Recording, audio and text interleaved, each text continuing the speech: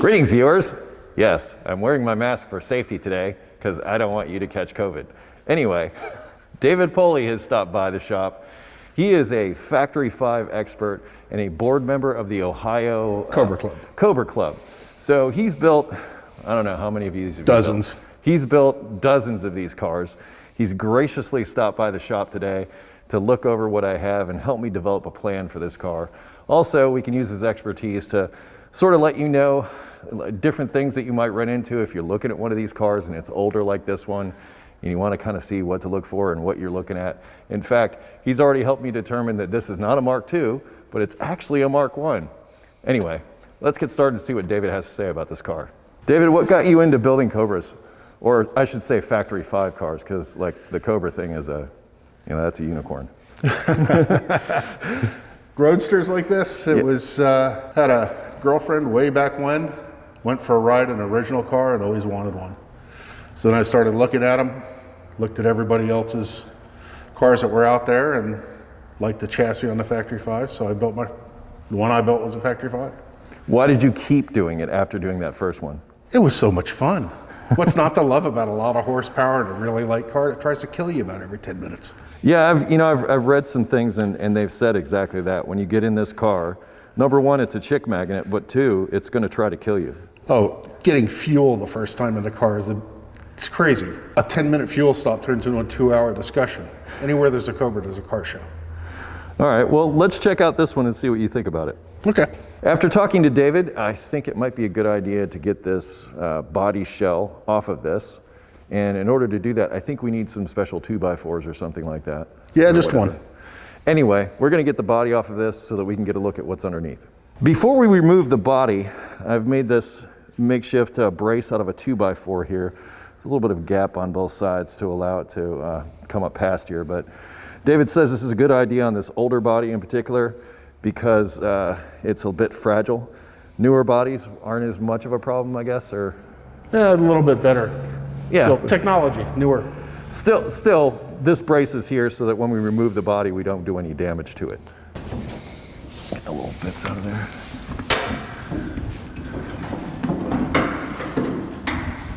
How do you suggest we go about this, Dave? Let's get a couple of pieces of tape.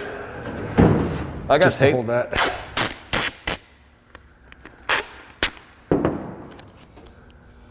Don't worry about the back end so much.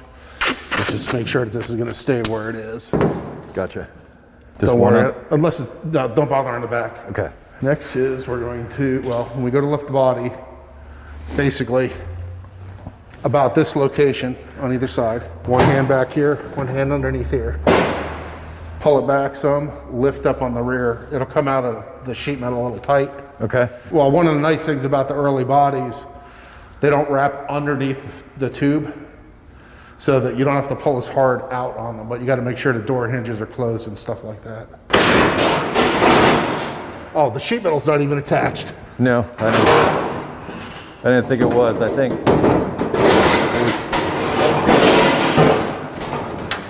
Okay. Come around the side.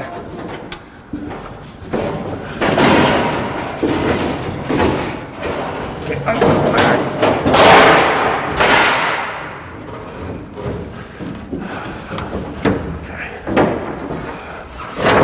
Come up with the front.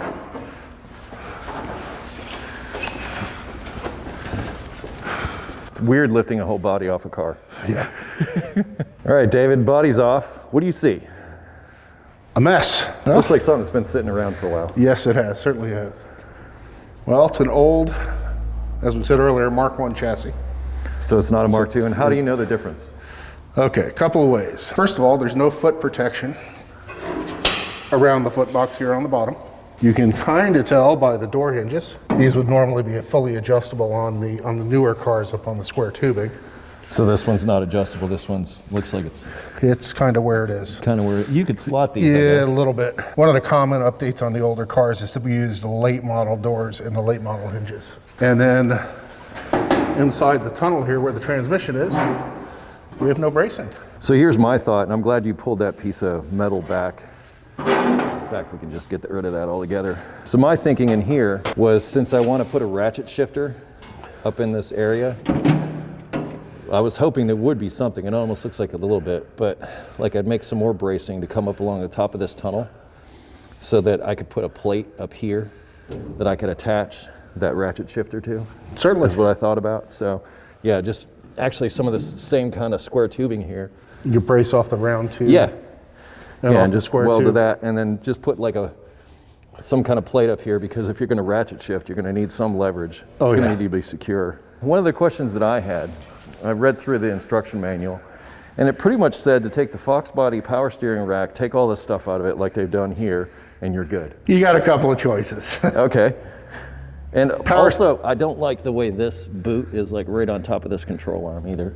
Yeah, that's the factory control arms. I mean, when this car was originally designed, it was designed to take all the suspension parts off of Fox body.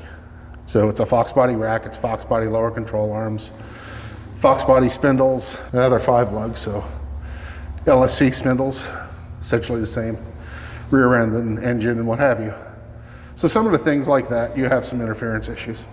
You can go to a tubular lower control arm, which gives you, well, one, it'll get rid of the old rubber bushings. Yeah, because I'm looking at all this now that with this body off, and like rusty ball joints and older suspension pieces.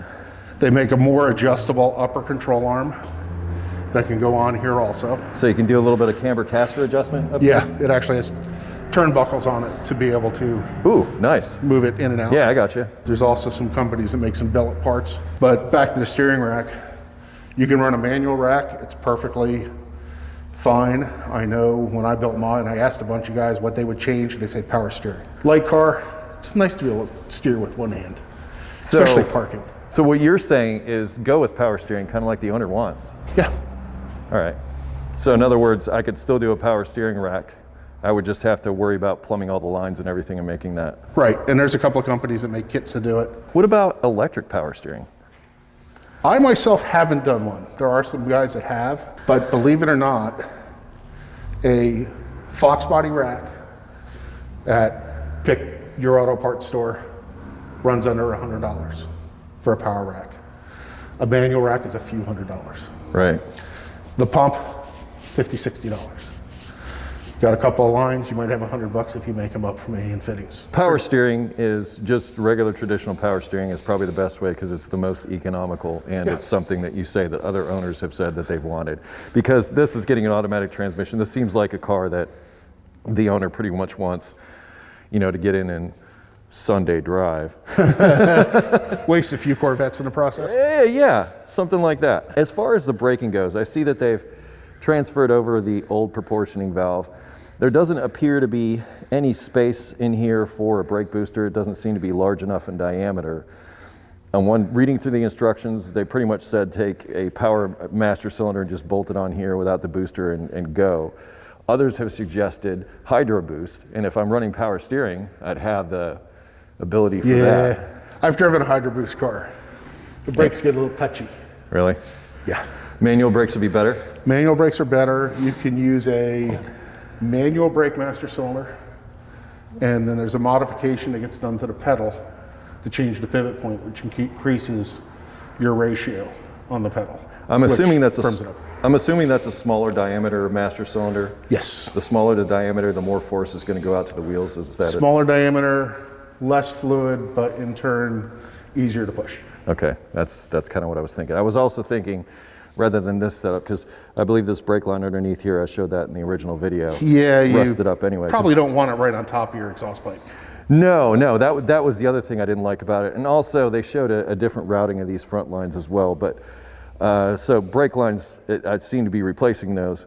But I have on both my truck and my Fairmont adjustable proportioning valves, yes. And I really, really like having that.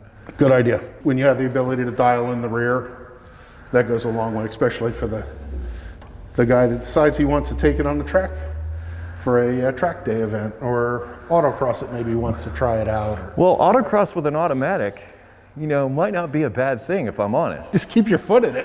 Well, yeah, keep your foot in it, but with a ratchet shifter, you can choose what gear you're in, and you can ratchet it up and down, so you can, you can kind of pick where you want to be without having to worry about the clutch. Certainly. And this thing seems like it's going to be a handful no matter what. These wheels and tires were obviously on it. Any recommendations there? I like the spinners personally. The Halibran style wheels Yes. are Factory 5 makes a set, pretty reasonably priced. What size are those? Those are, they have them in 15-inch and in 17-inch. And it depends on what brakes you're running as to what's going to fit.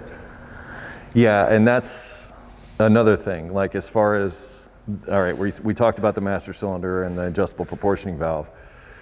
Brakes that are on it now, good, or should I upgrade to like more of a dual piston Cobra style, or? Yeah, the new kits that come out have literally the same brakes as a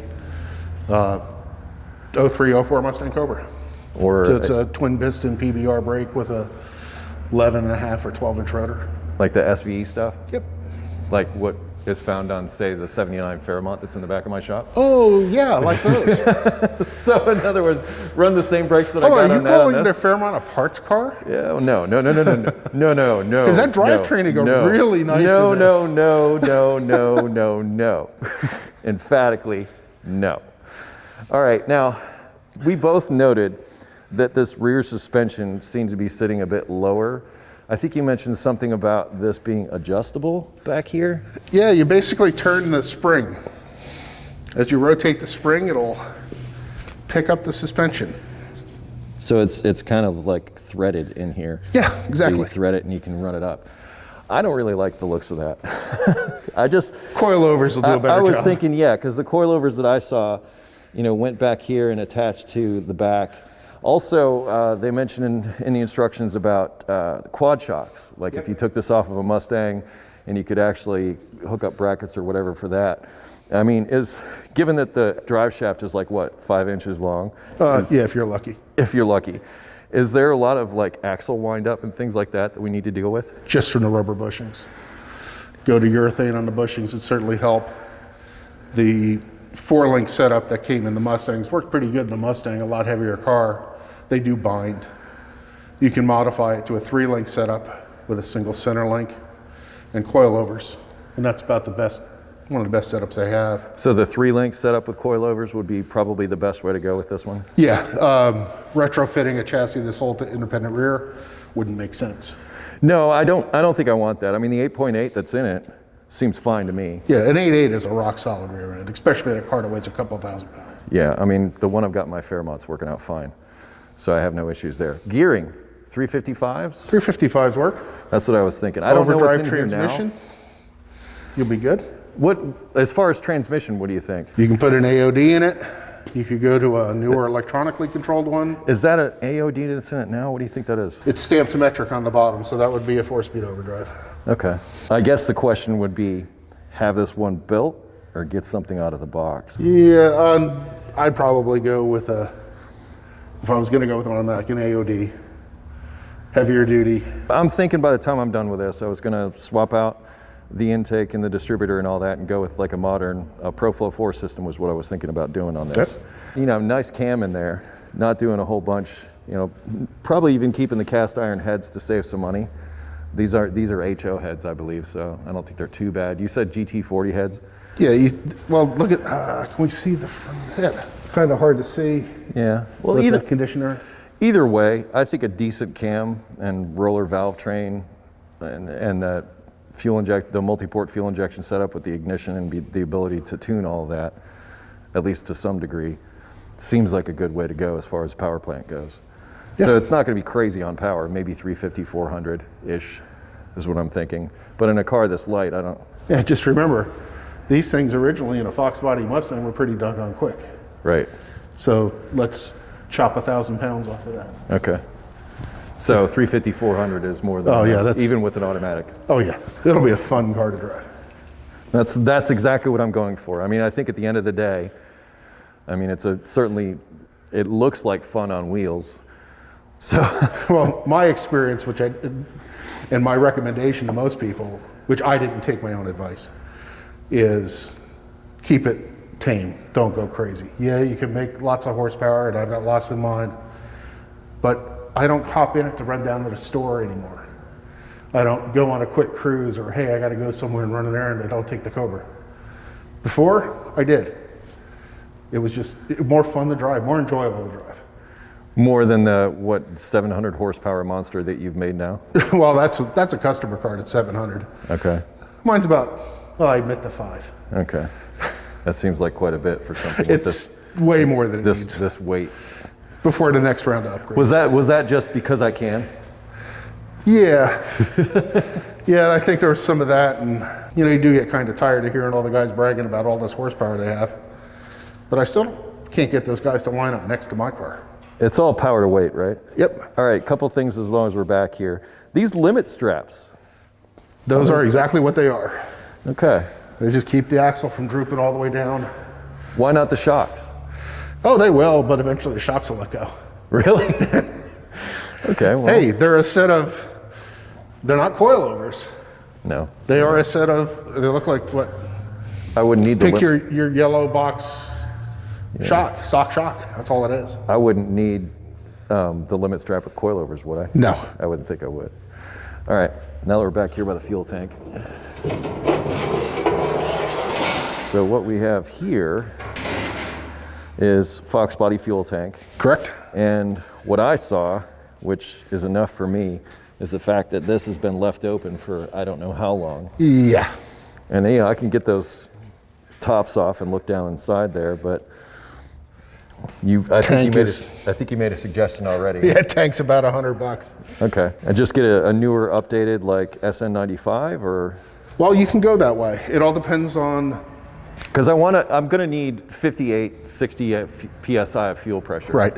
Going up there. And if I've got a decent intake pump, I think that would be awesome. You got a few choices. You've got Fox style. There's a couple of companies that make hangers and assemblies for the fuel pump that will run a high flow pump. You can do a 99 to 04 tank, which has which is the newer style, big, large fuel pump in there. And if you go crazy, I think Aeromotive even makes an A1000 pump setup for it. That's, I actually have an Aeromotive setup that I want to put on the Fairmont, and everything I've used of theirs has been awesome so far. And they have one that fits in this tank too. Yeah, that would be fantastic. 340 pump, billet hat, AN fitting, Orbi AN fittings on the top. That's perfect. That's perfect. I could plumb everything up with some nice braided line. And what's funny is, when you figure the cost of a pump, the cost of a hanger that will flow the fuel, it's the cheapest solution. And that's why you're here. You're here to help me sort that out, because I know when I did the Fairmont, I had all these great ideas and tried all these things, and they didn't all necessarily work out. But you've built so many of these cars that you know what would work and what wouldn't. Is there anything else that you can go over and say and offer advice on or what have you beyond any of the questions that I might have asked? I'd start by disassembly. Okay, so taking the whole thing apart is how you'd recommend I move forward from here? Pretty much. I'd pull it apart, get the engine and trans out of it, go through the front suspension, go through the rear suspension. If you get the suspension part done first, you're good. Obviously, there's no wiring harness in it. Well, other than what's draped over the engine. And I was thinking about going with like maybe a painless general, just wiring harness for it, or I think you mentioned Factory 5 might have something. Yeah, Ron Francis makes a Factory 5 harness for these, and I think I found one for you. Oh, lastly, AC.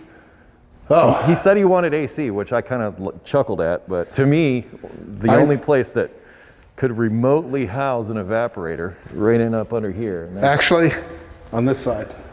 on that side up there? Yeah. Keep in mind, everything's covered to about here. Okay. So there's room in here, and there's some companies that actually make some boxes. So in other words, AC is a possibility. It's a possibility. I only know a handful of people that have it. I know I would have loved it. Do you have an idea of the cost on that? No, I'll have to. A couple grand, I'd think. Yeah, you're going to be into it for at least that. Yeah, that's what I would I mean, a compressor is relatively inexpensive.